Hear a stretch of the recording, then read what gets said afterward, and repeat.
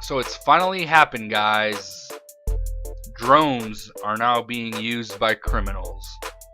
In a large US city last winter, drones came down on FBI agents and made high-speed low passes at them and blinded them.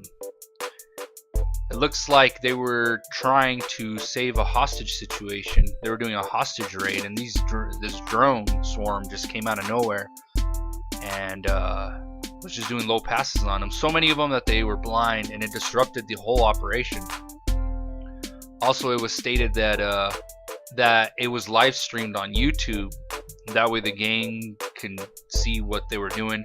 Also, it's been reported that drones are being used by gangs to surveil police headquarters to see who's cooperating with the police and all other things too. So we live in a time now, guys, when drones are being used by criminals.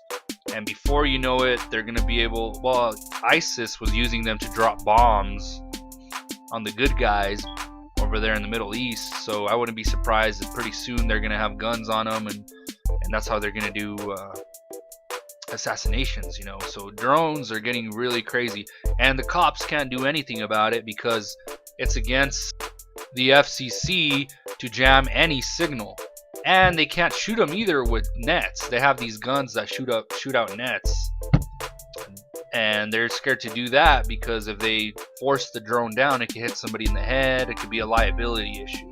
So right now we can't do anything about these crazy drones flying around. I'm predicting that in the near future, criminals are going to use these drones, or even the army or even governments are going to use these drones to kill people without a person having to go out there and, you know, put their life in danger.